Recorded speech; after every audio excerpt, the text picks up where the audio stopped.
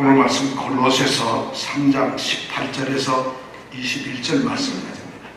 오늘 말씀은 성도와 가정생활이라고 하는 말씀인데, 이 안에는 아내들, 남편들, 자녀들, 부모들, 이 중에 우리가 하나라도 해당이 안 되는 사람들이 아마 없을 겁니다. 자신을 돌아보면서 이 시간 이 말씀을 다 같이 함께 읽겠습니다. 아내들아, 남편에게 복종하라. 이는 주 안에서 마땅하니라. 남편들아, 아내를 사랑하며 괴롭게 하지 말라. 자녀들아, 모든 일에 부모에게 순종하라. 이는 주 안에서 기쁘게 하는 것이니라. 아비들아, 너희 자녀를 경록해 말지니 낙심할까 함이라. 모르는 말씀이 하나도 없는 것 같아요. 이 말씀을 잘 아시는데, 지금 이 말씀이 나오게 된 동기가 뭐냐 하면, 우리가 오늘 18절 말씀인데 3장 10절에서부터 17절 말씀까지 해서 바울 사도가 골로새에 있는 성도들에게 무슨 말을 했느냐 하면, 너희는 새 사람을 입은 성도들이다, 이걸 얘기했어요. 골로새 성도들이 이 편지를 받으면서 너희가 누구지? 그러면 우리는 새 사람을 입은 성도들입니다. 우리가 바로 성도들이에요. 전부 다. 여러분, 정말 성도인 것을 하나님께 감사드립시다. 우리가 세상에서 구별되었고 하나님을 위해서 하나님이 우리를 따로 뽑으신 거 아니에요. 부르신 거 아니에요. 성도로. 이것이 얼마나 중요한지 몰라요. 3장 10절부터 바로 우리는 그런 성도예요.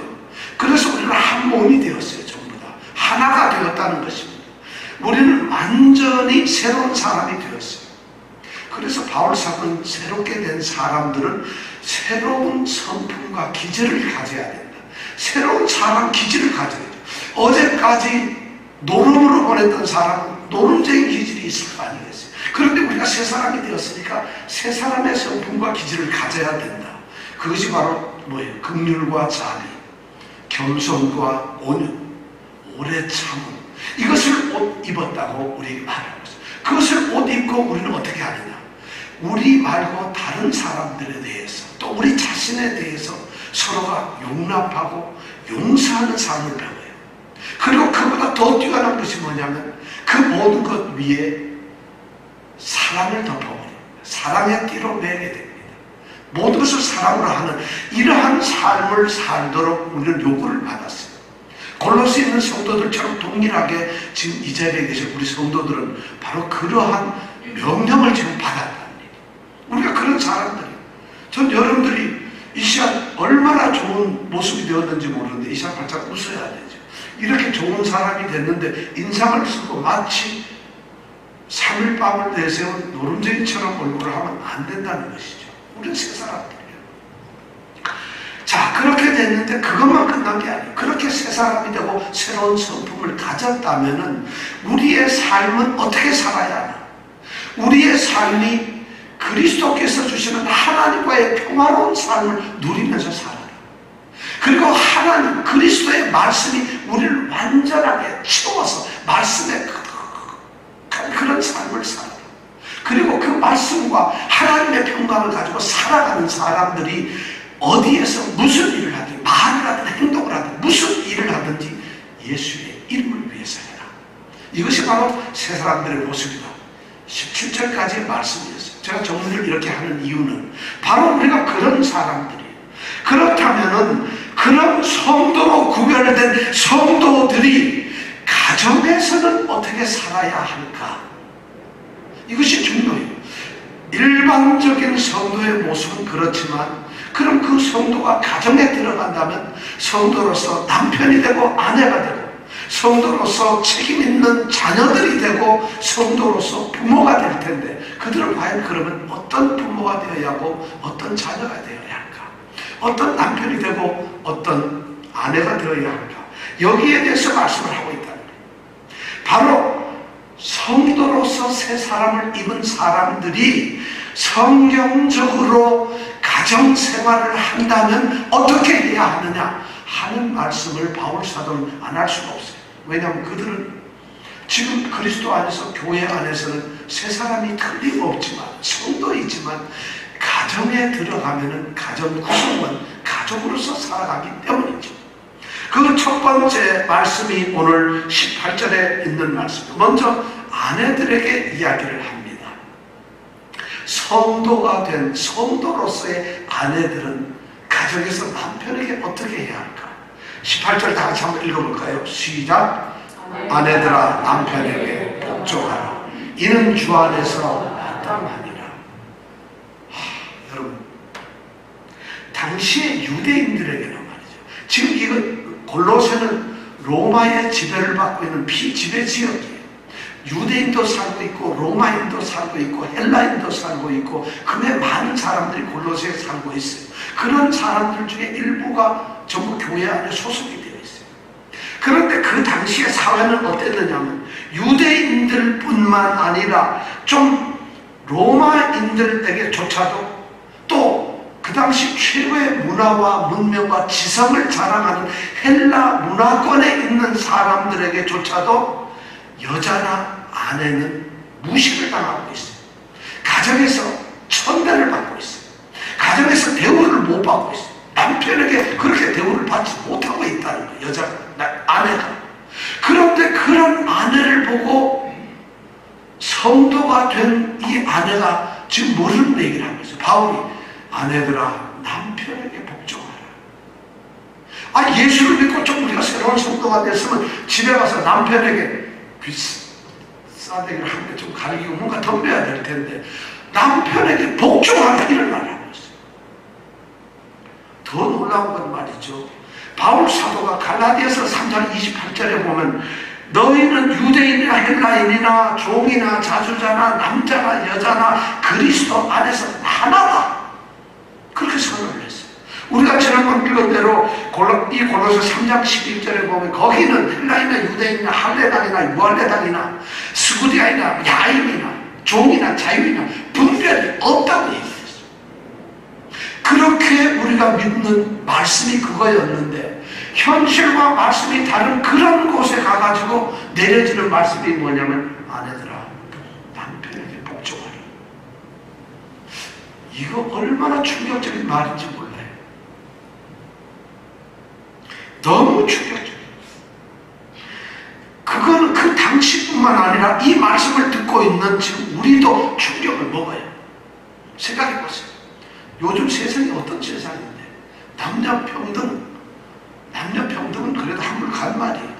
여성 상위 이런 세대가 되어 있는데 오늘날에 이런 말씀을 아내들이여 남편에게 복종하세요. 이거 시대착오적이고 아주 구닥다리고 말도 안 되는 그런 얘기 아니겠어요? 근데 성경이 그렇게 얘기를 하고 있어요. 그런데 이 말씀은 우리도 그런 생각이 조금 드는데 유명한 신학자들도 이 말씀을 어떻게 생각하느냐면 이거는 좀 맞지 않다는 것입니다. 이거는 왜냐하면 그 당시에 사회 문명 속에서 아내는 아무것도 할 수 없으니까 남편에게 복종할 수밖에 없었다. 그런 사회 생활상을 바울이 그대로 받아들여가지고 지금 아내들에게 명령을 하고 있는 것이다. 그렇다면 바울이 지금 이렇게 말하는 것은 사실은 가장에서 집에서 가부장의 그 독단적이고 폭력적인 그런 가정의 권세에 대해서 아내들이 맨 복종을 해야 된다는 이렇게 얘기를 한다는 것은 자신이 말하는 겁니다. 그 다음에 신약 성경이 아주 굉장히 일반적으로 얘기하고 있는 자유와 평등 이러한 개념에 이러한 명령에는 전혀 맞지 않고 있는데 이런 것이 어떻게 성경에 있을 수가 있느냐? 신학자들도 많이 그렇게 얘기를 해요. 그건 조화될 수가 없다. 그래서 현대인들 이런 설교하려고 하면 참 힘들죠. 그러니까 신학자들이 연구하다가 이거는 바울이 한 말이 아니고 이 골로새 성경에는 본래 이게 없었는데 후대에 누군가가 집어넣은 것이다. 뭐 이런 얘기를 하는 분도 있고 또 어떤 분들은 이거 골로새서나 에베소서 이런 데만 있는 것인데 그 성경은 바울이 어쩌면 안 썼을지 모른다. 이런 얘기까지 하면서 성경에 있는 내용을 자꾸만 깎아내리고 없는 것으로 만드는 거예요. 그런데 오늘 성경에는 분명히 아내들아 남편에게 복종하라 이렇게 말하고 있어요. 사실 오늘날처럼 이렇게 여성 상위 시대가 되고 나면 이 성경을 바꿔야 돼요. 남편들아 아내에게 뼈 빠지게 복종해라. 완전히 복종해라. 이렇게 만드는 것이 더 합리적이 아닐까요? 오늘날 이게 더 성경적일 것 같아요. 그런데 성경은 아내들아 남편에게 복종하라 이렇게 말하고 있어요. 왜 그럴까요? 그 다음 말을 보니까 이는 바로 이것은 이런 이유가 있다는 거예요. 주 안에서 이게 마땅한 일이라는 거죠. 마땅하다는 거죠. 합당하고 마땅히 그래야 되고 이건 적절한 그런 것이다. 아내들이 남편에게 복종하는 것은 마땅히 해야 할 일이다. 그 기준이 뭐냐? 주 안에서, 주님 안에서 복종하는 것이 마땅하다는 것이죠. 주 안에서라고 하는 말이 무슨 말일까요? 주 안에서 마땅하다는 건 예수 믿는 사람은 그래야 된다? 뭐 맞을 수 있어요. 우리는 그리스도 예수를 주로 받았으니 그 안에서 행하는 사람들이에요. 모든 일의 결정의 최고 권위는 예수님. 우리는 주 예수의 이름으로 말해나 이래나 해야 된다고 말을 들었어요. 그러니까 예수님이 결정권이에요. 그런데 예수님이 아내들아 남편에게 복종하라고 말씀했어요. 그렇다면 그리스도 예수를 주로 삼은 산단 성도들은 이것을 당연히 지켜야 된다는 것이죠. 참 힘든 말이죠. 그럼 남편에게 복종하는 것이 왜 주 안에서 그게 마땅합니까? 도대체 남편에게 복종하는 것이 왜 주님 안에서는 그게 해야 될 일입니까? 주님 밖에서는 안 해도 됩니까? 우리는 주를 믿는 사람들이니까 그렇게 말할 수 있죠. 맞다고 얘기를 하는 거예요. 그러면서 바울 사도는 이런 것에 대해서 많은 이야기를 합니다. 근데 성경에 보면은 이 복종한다는, 아내가 복종한다거나 또는 복종이라는 것에 대해서는 상당히 많은 이야기가 나옵니다. 신약 성경에 보면 복종해라, 복종하다 하는 말이 한 40번 정도 나와요. 근데 바울이 쓴 이 바울 편지에는 23번 정도 나와요. 그런데 이 복종해라, 복종해라는 말이 쓰일 땐 반드시 어떤 문제가 있느냐 하면 그냥 복종해라가 아니라 어떤 질서 또는 어떤 권위에 대해서 복종하라는 그런 말씀을 쓰고 있습니다. 그러니까 우리는 이렇게 생각할 수 있어요. 하나님께서 이 세상을 창조하시고 그 창조하신 사역, 그 안에는 하나님의 창조 질서가 있다는 것이에요. 근데 그 창조 질서 안에는 아내는 남편의 권위를 따라야 된다는 그런 제도를 하나님은 만드셨다는 것이에요. 창세기 2장 20절에 보면은 돕는 배필로서 여자를 만들었다고 이렇게 성경은 말하고 있어요. 오늘 여러분들 주보에 제가 나눠드렸는데 주보 이 교회 소식란 밑에 보면 에베소서 5장 21절에서 33절 말씀을 일부러 적어 놓았습니다. 이 골로새서하고 에베소서는 아주 밀접한 서로 유사한 그런 말씀이에요. 그런데 골로새서는 18, 19, 20, 21처럼 짧게 이런 말씀을 했는데 특히 아내와 남편은 18절, 19절 두 절에 대해서 이야기를 했는데 에베소서에 보면 21절부터 33절까지 아내와 남편의 관계에 대해서 이야기를 하고 있습니다. 그런데 여기에서 보면은 왜 주 안에서 아내는 남편에게 순종해야 되는가? 에베소서 5장 23절에는 뭐라고 기록되어 있는데 우리 다 같이 한번 읽어볼까요? 시작. 이는 남편이 아내의 머리됨이 그리스도께서 교회의 머리됨과 같음이니 그가 친히 몸의 구주시니. 남편이 그리스도께서 교회의 머리라는 것인데 바로 남편은 그리스도께서 교회의 머리 되는 것처럼 아내의 머리 되는 것과 같다는 것이. 그러니까 아내들은 남편을 섬길 때 어떻게 섬겨야 되느냐? 24절에 보면 뭐라고 되어 있어요? 시작. 그러나 교회가 그리스도에게 하듯 아내들도 범사에 그 남편에게 복종할지니라. 갑자기 남편 얼굴 생각하니까 고리팅하고 이거 예수 믿기 힘들구나. 여러분 그런 분 혹시 계세요? 진짜 힘드신 분이 있어요. 하나님은 남자와 여자, 아내와 남편을 동등하게 창조하셨어요. 정말 평등하게 창조하셨어요. 분명히 평등하게 창조하셨어요. 그러나 그의 신분과 남편의 신분, 남편의 기능, 남편의 역할과 아내의 신분, 아내의 역할, 아내의 기능은 서로 차이가 나게 다르게 창조하신다는 것입니다. 지금 이런 말씀을 한 건 이것이 가정에서 가장 중요한 말씀이라서가 아니라 당시에 가정이 파괴되고 있어요. 가정에 문제가 생겼어요. 아버지의 권위가 무너지고 있어요. 가정은 하나님의 질서 안에서 가정에서는 아버지가 가장으로서 가정을 이끌어가야 리더라는 것이에요. 그런데 그 당시 로마나 헬라 사회나 유대인 사회조차도 그런 것이 처음 무너지고 있어요. 아버지가 아버지의 힘을 못하고 있어요. 아내들이 남편에 대한 그런 생각들이 없어요.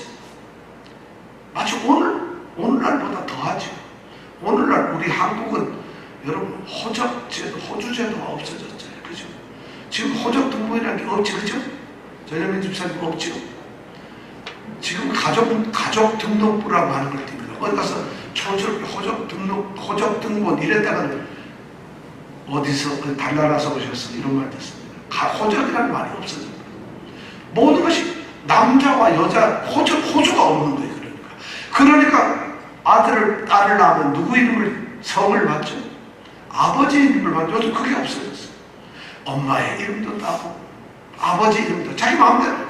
그러니까 어떤 애들은 아버지 성, 엄마 성 이렇게 해가지고 이강 누구누구, 최김 누구누구 막 이렇게 하는 사람도 있어요. 그렇게 달라졌어요. 세상에 2개밖에 없는 여성 가족부가 우리나라에 있다는 거 아닙니까? 그것도 제일 먼저 만든 나라가 우리나라다. 이 로마 시대에 지금 가족들이 많이 무너지고 있어요. 힘들어지고 있다는 거예요. 진짜 그런 상태에서 가족을 살릴 수 있는 사람은 누구냐? 남편이 아니라 여자라는 거예요. 여자가 남편의 권위를 복종해 줌으로 말미암아 가정이 살 수가 있다는 거예요. 아버지가 살 수 있다는 지금 이런 이야기로서 바울 사도는 아내들로 하여금 남편에게 복종하라고 얘기합니다. 이 말씀은 아내가 남편에게 복종하는 것은 아내가 남편보다 못해서 남편이 더 뛰어나서가 아니라 이것이 하나님의 창조 원리라는 것이에요. 그리고 아내는 주 안에 있기 때문이에요. 그리고 아내는 주님을 내 주님으로 모시고 살기 때문에 그러니까 하나님의 원칙을 지켜야 한다는 것이에요. 그것이 바로 주 안에서 복종을 하라는 것이에요. 자, 그렇다면 주 안에서 어떻게 복종을 해야 할까요? 주 안에서 복종을 하는 것이에요. 절대 우리가 그냥 복종하는 게 아니죠. 주님 안에서, 왜냐 우리가 주님을 믿는 자니까. 성도로서의 아내는 남편에게 어떻게 복종을 해야 하냐. 주 안에서 복종을 해요. 이거 말씀은 영적으로 남편보다 부족하다는 것이 아니에요. 자, 처음에 보면은 우리가 가장 주 안에서 복종하는 첫 번째는 뭐냐면 그리스도께서 하나님 아버지께 복종하신 것처럼 우리를 복종을 한다는 것이에요. 왜냐하면 우리가 그리스도를 믿고 그리스도가 우리의 주님이기 때문에 주인이 한 대로 우리는 해야 된다. 그것이 주 안에서. 그리스도께서 아버지께 어떻게 복종을 했어요? 빌립보서 2장 5절에서 11절 말씀 너무 잘 알아요. 동등하신 분이었는데 동등되는 것을 취하시지 않고 포기라고는 자기를 낮추셨어요. 그리고는 스스로 그런 것을 하세요. 자발적으로 복종을 하세요. 남편에게 복종하는 것은 자발적인 복종이 있어야 한다는 것이에요. 두 번째, 이 복종은 겸손한 복종이에요. 여러분, 복종이라는 단어가 성경에서 이 헬라어로 휘포타소라고 하는 말이에요. 휘포타소. 영어로는 서브미션이라고 그러죠. 휘포타소라고 하는 말은 휘포라는 단어하고 타소라는 단어가 합쳐진 거예요. 휘포라는 말은 어디 아래라는 말이에요. 전치사죠. 아래라는 말. 타소라는 말은 자신을 거기다 둔다는 말이에요. 그러니까 복종이라는 말은 자기 자신을 남편 안에 두는 것이에요. 겸손하게 그렇게 둔다는 거예요. 바로 자신을 스스로 남편 안에 놓는 것이에요. 이런 말 속에는 계급이 없는 것이에요. 계급이 동등함에도 불구하고 그리스도께서 하신 것처럼 남편과 동등한 자리에 있는 것이 아니라 남편 아래 자신을 내려놓는 것이에요. 이것이 복종이에요. 그러니까 복종이란 말은, 그러니까 이것은 계급이나 어떤 우열의 문제가 아니라 태도의 문제예요. 복종이란 말은 그런 거라는 것이에요. 얼마나 좋은 말이에요. 남편 아래 자기를 둔다는 것이. 여러분, 남편 아래 둔다? 너무 좋잖아요. 이것이 복종이라는 의미라는 것이죠.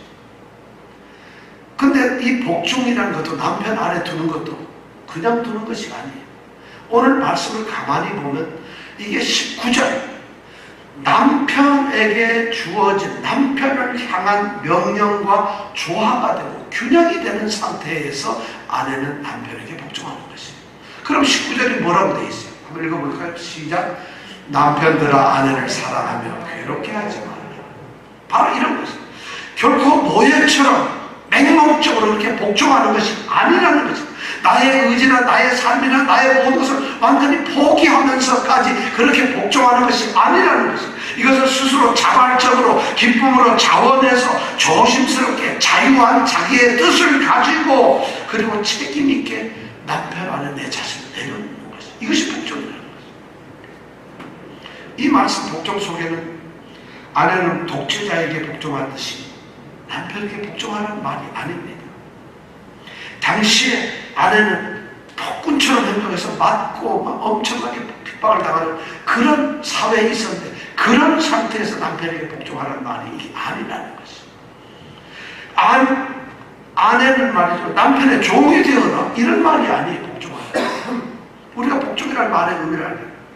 아내는 아무런 분별도 없이 무조건 남편에게 복종하라는 말이 아닙니다. 아내는 자신이 남편보다 못하다는 자격지심, 그런 마음을 가지고 복종을 하라는 것이 아니라는 것이. 바로 여기에서의 복종은 남편과 동반자의 관계에서 복종을 한다는 것을 의미해요. 바울 사도는 가정을 세워야 하는데 남편이 하나님의 질서 아래서 가장으로 그가 서야 한다면은 그렇게 안 하면 가정이 하나님이 만드신 가정이 세워지지 않으니까 아내들에게 바로 주 안에서 그런 남편을 세울 수 있는 그런 복종을 하라는 것을 우리에게 말하고 있어요. 바로 협력과 질서의 복종을 하라는 것입니다. 이 말들이가 남자들이 그만 갑자기 쑥 들어가요. 좋다 말이네. 그런 것이 아니죠, 사실은. 그러면 성도로서 남편은 아내에게 어떻게 해야 될까? 우리 19절에 있는 말씀입니다. 남편들아, 아내를 사랑하며 괴롭게 하지 말라. 이 권면이, 이러한 명령이 남편들에게 들려졌을 때 당시에 로마 지배하에 살고 로마 시대에 살고 있던 사람은 뒤로 좀 까무러치고 엄청난 말을 치고 남편들은 아내를 사랑하라는 이런 말을 들으면 그 당시에 그랬어요. 당시에 말이요, 어떤 기록을 봐도 남편은 아내를 사랑해야 된다, 사랑하라 이런 기록이 없어요. 왜냐하면 아내는 남편의 소유고 남편의 지배 아래 있고 남편이 마음대로 할 수 있는 그런 상황이었기 때문에, 그러니까 남자들의 도덕성이나 성적 분란이 말할 수가 없는 거예요. 그리고 가정이 엉망이에요. 그런 상태에서 아내를 사랑하라는 이런 명령이 그들에게 그 당시 어떤 문서를 봐도 아내를 사랑하라는 말이 없어요. 더군다나 이 남편들아 아내를 사랑하며, 이 사랑하라는 말이 그냥 러브가 아니에요. 아가페예요, 아가페. 주님께서 하나님이 우리를 사랑하는 신적인 그런 사랑을 하라고 지금 말하고 있는 거. 이러면 그 당시 사람들, 남편들 전부 늦지. 그런데 오늘 이 말씀, 남편들아 아내를 사랑하며 괴롭게 하지 말라. 이거는 그런 숙주쟁뱅이, 그런 폭력가들에게 말하는 게 아니라 성도로서 남편들, 성도 같은 사람들이 가정에서 남편일 때, 그런 가장이잖아요. 그가 아내에 대해서 어떻게 해야 하느냐. 아내가 남편에게 복종을 한다면 그럼 성도로서 남편은 아내를 사랑해야 된다는 거죠. 그 사랑이 바로 아가페 사랑. 이건 단순한 애정이 아니에요. 어떻게 보면 끊임없이 돌보아야 돼요. 그리고 아내의 행복을 위해서 정말 어떻게 보면 온전한 사랑을 쏟는 그런 봉사를 하라는 그런 말씀. 남편에게 복종하는 것이 아내의 태도라고 한다면 아내를 사랑하는 것은 남편의 의무라는 말이에요. 자, 그러면은 어떻게 사랑을 해야만 될까요? 남편은 내가 성도가 되었는데 남편인데 아내를 어떻게 사랑해야 될까요? 역시 에베소서 5장에 보면 그 말씀을 잘 이야기하고 있어요. 5장 25절에서부터 33절까지 말씀이 온통 그 얘기예요. 근데 5장 25절 말씀을 뭐라고 얘기를 했는가? 5장 25절 말씀을 다 같이 한번 읽어볼까요? 시작. 남편들아 아내 사랑하기를 그리스도께서 교회를 사랑하시고 위하여 자신을 주심같이 하라. 자, 남자들만 한번 읽어보겠습니다. 시작. 남편들아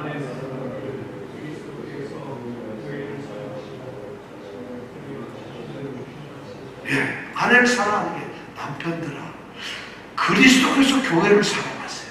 교회를 그리스도가 불러서 세우신 자신의 몸이잖아요. 교회를 사랑하시고 그 교회를 위해서 자신을 주셨다. 십자가에 죽으셨다. 그런 희생적 사랑을 하라는 것입니다. 이것이 바로 남편들에게 아내를 사랑하며 이 말에 들어있는 말이에요.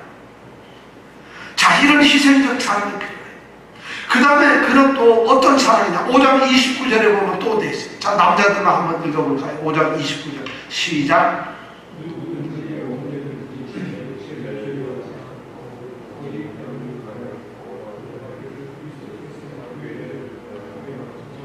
그렇죠. 지 몸을 미워하고 지 몸을 학대하는 사람이 어디 있겠어요? 어떤 때든지 어느 사람이든지 그러지 않는다는 것이죠. 그래서 자기 몸을 어떻게 양육하고 보호해요. 자기 몸 어떡하든지 잘 간수하려고 자기 몸 잘 지키려고 이렇게 하는데 바로 그렇게 하는 것이 그리스도께서 교회를 그렇게 하고 계신다는 거예요. 교회를, 왜냐하면 교회는 그리스도의 몸인데 거기에 우리가 지체들이니까 우리가 그런다는 거죠. 그래서 어떻게 하시냐? 28절에 뭐라고 되어 있어요? 남자들만 또 읽어볼까요? 시작. 이와 같이 남편들도 자기 아내 사랑하기를 제 몸같이 하기지니 자기 아내를 사랑하는 자는 자기를 사랑하는 자들. 완전한 헌신적인 사랑을 하라. 이렇게 성도로서의 남편은 이런 사랑을 해야 돼요. 그러면 성도로서의 아내는 남편에게 어떻게 해야 되죠? 바로 이것이 성경적인 것이. 성경적인 것이. 남편이 사도적인 이 명령, 남편으로서, 성도로서, 남편으로서 만약 아내를 이렇게 사랑한다는 이 사도의 명령에 순종한다면 절대 남편은 아내에게 위압적이거나 함부로 하지 않을 거라. 괴롭게 하지 않을 거라. 그러니까 사랑하면 괴롭게 하지 말라. 이것은 괴롭게 할 수가 없어요. 그렇게 어떻게 할 수 있겠어요? 더군다나 이 성도로서의 남편이, 성도가 뭐예요? 긍휼과 자비, 오주와 겸손, 오래 참음을 못 입는 성도 아니겠습니까? 그 남편이 아내에 대해서 어떻게 그렇게 할 수 있겠어요? 바로 성경은 결코 남편이 권위적인 그런 리더십을 가져서는 안 된다는 것을 지금 말하고 있는 것이에요. 로마 시대는 남자들이 가부장 제도로 그렇게 살았어요. 유대인들은 더 심했어요. 우리 한국 사람들은 더 해요. 유교 전통을 받아가지고 우리는 뭐죠? 우리는 삼강오륜이라는 거 있죠. 삼강이 뭔지 아세요? 낙동강, 한강 이건가요? 삼강은 뭐예요? 삼강. 야, 우리 정금호 권사님이 뭔가 안 듯이 갑자기 눈이 반짝 뜨셨어요. 삼강이 뭘까요? 우리 삼강에는 이런 거예요. 군이 신강, 임금은 신하의 강령이 된다. 부의 자강, 부모는 아들에게 강령이 된다. 부의 부강, 남편은 아내에게 강령이 된다. 이게 삼강이에요. 항상 중심이 그거예요. 임금이 최고고, 아버지가 최고고, 남편이 최고야. 아버지가 최고, 가정에서 남편이 최고. 유대인들과 성경과 똑같아요. 성경도 어쩌면 삼강하고 똑같은 말씀을 우리에게 하고 있어요. 그런데 그것이 뭐냐? 주 안에서 그렇게 해야 돼요. 주 안에서 그렇게 해야 돼요. 그것을 얘기하고 있어요. 그렇다면 우리 성도들, 남편분들에게 가정을 꾸려나갈 때 남편들은 가장으로서 가정을 꾸려가야 돼요. 근데 성경에 보면은 가장으로서 역할을 못한 사람들이 조금 나오는 게 아니라 전부 다예요. 아담, 무슨 이삭 보세요. 얼마나 못해가지고 아내하고 다 편을 갈라가지고 큰아들만 좋아하고 편애하고 엉망이 되잖아요. 아브라함, 남편의 권위가 없으니까 아내가 세상에 첩을 종을 주니까 은혜하게 아들 낳아서 이스마엘 낳고 얼마나 정말 죽쓰는지 몰라요. 다윗, 솔로몬, 사무엘, 무슨 모든 가장들을 보면 성경에 보면 한두 줄 나와서 전부 옳지 않아요. 바로 하나님의 가장 큰 가정을 살리는 남편이에요. 남편의 리더십이 얼마나 필요하죠. 남편의 리더십은 뭐 해야 될까요? 가장의 역할이 리더십이 있어요. 요즘에 남편들은 한국에서는 가정에 돈만 벌어주는 기계죠. 그러니까 남편의 우선순위가 아내에 의해서 몇 번째 되는 줄 알아요. 1번이 아내고 2번이 뭔지 아세요? 딸, 세 번째가 강아지, 네 번째가 아들, 다섯 번째가 집에 일하는 분, 여섯 번째가 운전하시는 분, 일곱째가 장모님, 자기 엄마, 여덟 번째가 누구였어요? 자기 동생, 자기 누나. 열 번째가 그럼 누구 같아요? 남편이 아직도 못 들어가요, 예전에는. 참 이런 현실이라니까요. 남편의 리더십이 뭘까요? 세상에 어떤 것을 이끌어가는 조직이든 어떤 한 단체든 어떤 세포를 이끌어가는 데는 리더십이 필요하잖아요. 그래서 리더십은 두 종류가 있어요. 리더십이라는 게 있고 헤드십이라는 게 있어요. 헤드십은 머리처럼 권위적이고 그 다음에 군림을 해요. 회 하는 사람. 한국 남성들, 세계 남성들은 이때까지 바로 그런 헤드십을 가지고 있었어요. 성경은 그 헤드십을 지금 뭐라고 하는 것이에요? 너희들이 뭔가 우월하고 이런 것이 남편이 아니에요. 주 안에서 뭐냐면 리더십을 가져요. 어떤 리더십? 긍휼과 자비, 겸손과 온유, 오래 참는 그런 리더십을 가져가는 거죠. 이 얘기를 지금 하고 있는 거예요. 그렇게 하면은 아내를 괴롭게 할 수가 없다는 거죠. 그래도 말 안 들으면 어떻게 해야 되나요? 조금은 괴롭게 해야 되겠죠. 그래도 안 되면.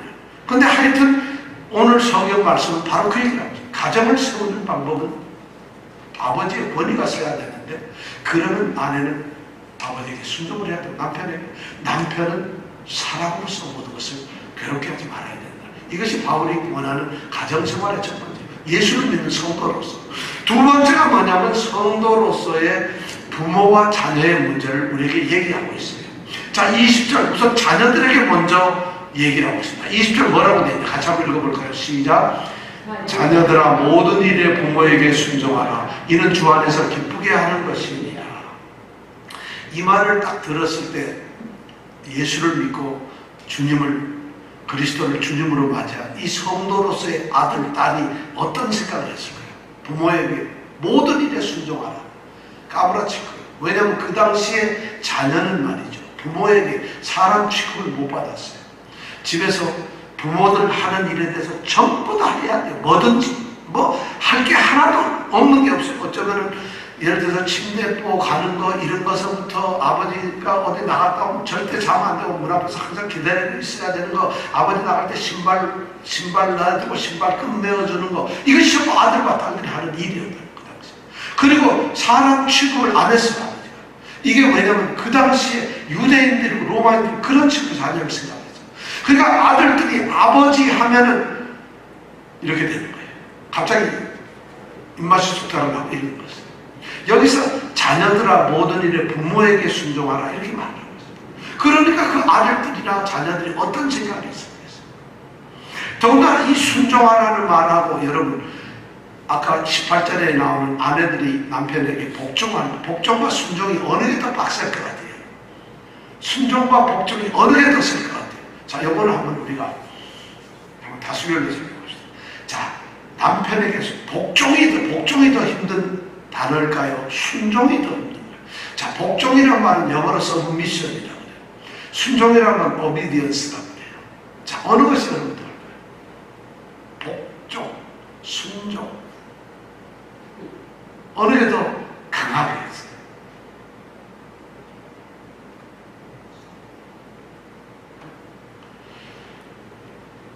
복종이란 말은 아까 휘포타소라고 했다고 그랬죠. 휘포라는 것은 아래고 타소는 자기 자신을 놓는 거라고 했죠. 자기를. 근데 이 순종이란 말은 휘포쿠어예요. 이것도 휘포쿠어인데 뭐냐면 아래다가 놓는 거. 뭐를 놓느냐? 쿠어라는 말은 그 아래에서 자기가 듣는다는, 쿠어라는 말은 듣는다는 거죠. 그러니까 순종이란 말은 휘포쿠어라 해서 아래서 듣는 거예요. 위에서 듣는 게 아니라, 같이 듣는 게 아니라 아래서 듣는 거예요. 그러니까 이 두 말, 순종과 복종은 이 헬라어 말에서 그 분위기를 보면 순종이 훨씬 강한 거예요. 이 아내의 순종은 자발적이고 자원을 해서 스스로 그렇게 자기가 그렇게 밑에 놓는 거지만, 자녀의 순종은 무조건 강제적이에요. 아래서 들어야 되는 거죠. 아내의 복종은 말이죠, 상대적이지만 이 자녀들이 부모에 대한 순종은 절대적이에요. 지속적이에요. 이건 아무런 변명거리나 이유가 없는 것이에요. 그런데 그런 상황에서 주님을 잘 믿는 자녀에게 바울사도가 부모에게 순종해라. 이랬을 때 정말 예수를 믿게 될까요? 어떻게 될까요? 그런데 그렇게 하고 있어요. 그런데 에베소서 6장 1절에서부터 3절에 보면 이렇게 있어요. 자녀들아 너희 부모를 주 안에서 순종하라. 이것이 옳으니라. 내 아버지와 어머니를 공경하라. 이것이 약속 있는 첫 계명이니 이는 내가 잘되고 땅에서 장수하리라. 이렇게 말합니다. 똑같은 표현을 이 에베소서에는 6장 1절 3절에 그렇게 말하고 있습니다. 이 부모에게 순종하는 말을 에베소서 6장 1절에서 3절에 쓰면서 놀랍게도 그 썼던 말들이 전부 구약에 나왔던 말을 그대로 쓰고 있다는 것이죠. 그러니까 자녀들이 부모에게 순종하는 것은 그냥 요즘에 일시적으로 얘기하는 게 아니라 성경에 뿌리를 둔 명령이라는 것이에요. 놀랍게도 자녀들이 부모에게 순종하라는 이 말, 자녀가 부모에게 순종한다는 이 말씀은 유일하게 성경에서 한 번도 변화되지 않고 끝까지 계속해서 나왔던 명령이 바로 그거예요. 우선 출애굽기 20장이나 신명기 5장에 보면 10계명의 제5계명으로서 뭐가 나와요? 부모에게 순종, 부모에게 공경하라, 부모를 공경하라, 이것이 나와요. 그러면서 출애굽기 21장에 가서 15절 17절에 보면 부모를 때리거나 부모를 저주하는 자식은 죽여라, 사형에 처해라. 요새 같으면 죽을 애들 많아요. 그죠? 부모를 때리거나 저주하는 자식은 사형에 처해라. 이게 출애굽기 21장. 왜냐하면 10계명을 받고 나서 그 10계명을 적용하는 법을 만드는데 모세가 그렇게 얘기를 해요. 그것이 이미 부모를 때리거나 저주하는 자를 죽여버려라. 디모데 전서, 디모데를 바울 사도가 얘기를 하면서 교회 안에서 믿는 자녀들 중에 어떤 사람들이 있냐. 디모데 전서 5장 4절하고 8절에 보면은 부모를 돌보는 것, 이것은 신앙인들의 마땅한 의무라는 그렇게 얘기해요. 근데 만약에 돌보지 않으면 어떻게 되냐? 그 사람은 믿음을 배반한 자고 불신자보다 더 악한 자, 정확하게 불신자보다 더 악한 자. 누가 그렇다고? 부모를 갖다가 돌보지 않는 자는 그렇다. 야, 오늘 딸이 교회 안 나온 누구누구는 굉장히 심각하네. 이 얘기를 딸이 꼭 좀 들어봐줬으면 좋을 뻔했는데, 하필이면 이럴 때 딸이 교회를 안 나와가지고 이 말을 못 들어요. 굉장히 안타깝다, 그죠? 자, 이런 거, 이 순종의 근거는 완전히 성경적인 거예요. 시대가 지금 이렇지만 부모에게 무조건 자녀는 복종을 해야 돼. 순종을 해야 돼. 철저하게, 완전히 자기를 포기하고 모든 걸 순종해야 돼. 그런데 반드시 꼭 그거 아니에요. 그 다음에 보면 21절에 보면 아비들아, 21절 한번 같이 읽어볼까요? 아비들아 너희 자녀를 경록해 말지니 낙심하라. 이렇게 또 아비에게 말을 하고 있어요. 더 중요한 것은 20절에 보니까 이는 주 안에서 기쁘게 하는 것이라. 너희들이 그리스도를 주님으로 모신 성도가 된 자녀들이 일상의 삶에서 모든 일에 부모에게 순종하는 그 일은 바로 주님 안에서 하는 일인데, 주님 안에서 하는 일인데, 그것은 뭐냐? 기쁘게 하는 것이다. 기쁘게 한다는 이 말은 뭐냐면 하나님을 대해서 하는 말이에요. 이 말은 일상 삶 속에서 부모에게 순종하는 그 자녀의 순종은 하나님께 기쁘게 받아들여지는 행위라는 것이, 그 부모를 기쁘게 하는 정도가 아니라는 것이 하나님이 기뻐하시는 일이에요. 그래서 로마서 12장 1절 2절에 있는 말, 하나님이 기뻐하시는 산제사, 그 기뻐한다가 바로 여기에서 기쁜다는 단어와 똑같은 단어를 쓰고 있어요. 하나님을 기쁘게 하는 거라는 거죠. 그러면서 이제 성도로서 부모는 그 자녀에게 어떻게 하느냐. 오늘 말씀을 보니까 너희 자녀를 경록해, 노하게 하지 말라, 화나게 하지 말라. 그들이 실망하고 좌절하면 안 되니까 화나게 하지 말라. 야, 여기에 안 걸리는 부모가 또 어디 있겠어요, 그죠? 왜냐하면 이게 지금 로마 시대에는 말이죠, 자녀의 양육이며 보호를, 교육을 부모가 합니다. 그렇죠?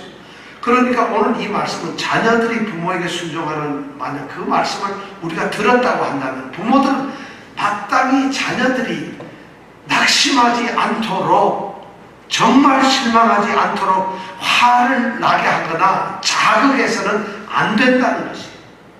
자녀들이 부모에게 순종할 의무가 있다면은, 그런 의무가 있다면은 부모는 자녀들에게 절대로 자극하거나 화를 내지 않고 교육하고 양육할 책임이 있다는 것이에요.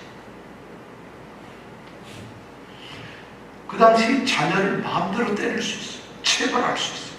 그 자녀에서 아주 가혹한, 때리는 정도가 아니라 더 심한 가혹한 형벌을 이 부모들이 할 수가 있어요. 그것이 교육의 방법이었어요. 근데 지금 이 바울 사도가 20절, 21절에서 부모와 자녀의 말씀을 나누는 이유는 부모가 자녀를 양육할 때는 그렇게 해서는 안 된다는 거예요. 양육한다고 해서 절대로 그렇게 가혹한 형벌을 내리거나 자녀에게 무지한적으로 권위적으로 해서 그 자녀가 화나게 해서 그들로 하여금 좌절하게 해서는 안 된다는 것을 지금 얘기하고 있어요. 지금 그 당시에 부모들이 어떻게 했어요?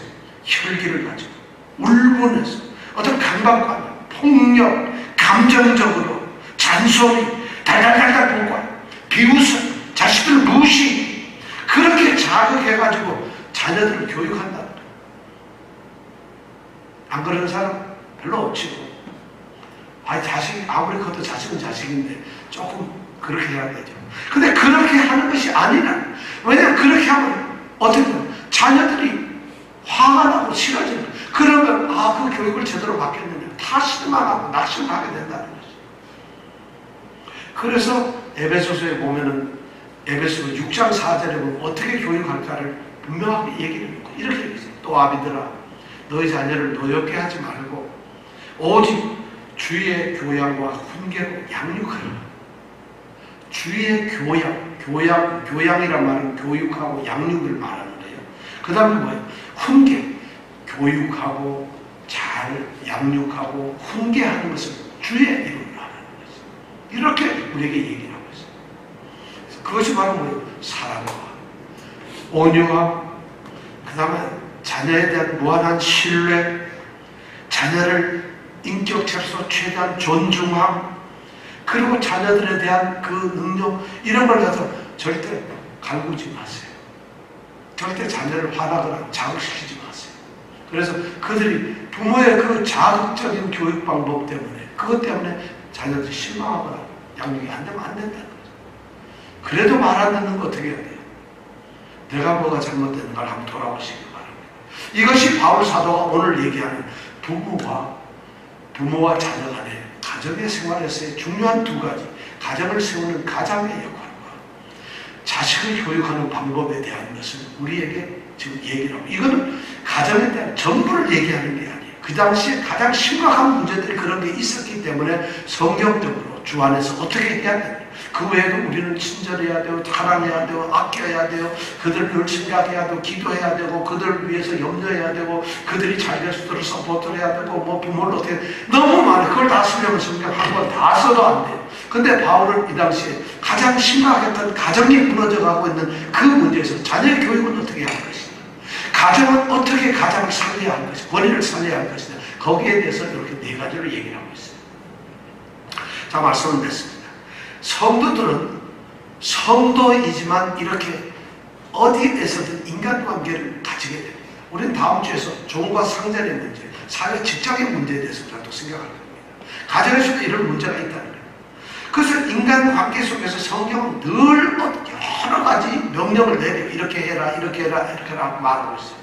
근데 사람들 대부분은 말이죠, 이런 성경의 어떤 명령을 받게 되고 뭘 하라 그러면은 말이죠, 이걸 자기가 아니고 다른 사람들에 대한 것이라고 마치 이렇게 생각을 하고서 자신은 아니라고 생각을 하는 이런 경향이 너무 많아요. 무슨 얘기냐면 다른 사람을 생각해요. 무슨 얘기냐면 또 어떤 다른 사람을 생각해요. 자기를 돌아보는 이런 걸로 하지 않는다는 것이에요. 그러나 잘 생각해 보세요. 우리는 우리 자신의 행동만 통제할 수 있어요. 다른 사람의 행동을 우리가 어떻게 통제할 수 있어요? 다른 사람들의 생각을 우리가 어떻게 마음대로 막 할 수 있겠어요? 우리 자신의 생각이나 우리 자신의 마음이나 우리 자신의 행동만을 통제할 수 있어요. 그러기 때문에 우리는 다른 사람에게 순종해라, 사랑해라, 복종해라 무슨 이렇게 얘기를 할 게 아니라 먼저 우리 자신에게 쏟아진 명령이 무엇인가를 생각하고 우리 자신을 돌아봐야 한다는 것이죠. 가족 구성원들은 서로에 대해서 의무와 책임이 있다는 거예요. 하나님의 창조 질서 안에서 자신의 위치가 전부 다 주어졌어요. 그리고 그 자신의 위치에서 자신이 해야 될 사명과 임무와 책임이 주어져 있어요. 그런데 그 임무와 책임을 해야 되는 게 누구냐? 주 안에서요. 왜냐하면 우리가 성도로 부르심을 받은 자들이기 때문에 주 안에서 그렇게 해야 돼요. 성도이기 때문에 주 안에서 우리는 해야 할 행동이 있고 보여야 할 우리의 모습, 태도가 있다는 것이죠. 그것이 있다는 것이죠. 우리는 교회 안에서 한 몸으로 하나의 가족 공동체로 부름을 받았어요. 교회 안에서의 가족 공동체는 어떻게 해야 되는가를 우리는 이미 말씀을 들었어요. 그러다 똑같이 또 다른 한 몸인 이 가정에서의 우리 공동체에서 우리 가족은 어떻게 행동해야 될까요? 만약 여러분들이 성도로서 복종하는 사람입니까? 아니면 사랑해야 하는 사람입니까? 아니면 순종을 해야 되는 그런 위치에 있는 사람입니까? 아니면 격려를 해야 될 사람입니까? 그것이 무엇이든지 가장 중요한 것은 우리가 성도라는 것이죠. 우리는 성도로 부르심을 받은 자로서 우리는 주 안에서 우리의 위치를 지켜야 된다는 거죠. 그럴 때 가정이 세워진다는 거죠. 바울 사도는 지금 골로새서 골로새에 있는 성도들에게 지금 그것을 말하고 있어요. 우리 성도들도 정말 가정에서 주 안에서 순종하고 사랑하고 복종하고 교육하는 이런 가정이기를 정말 원합니다. 우리가 성도라는 것을 잊지 마시기 바랍니다. 기도하겠습니다.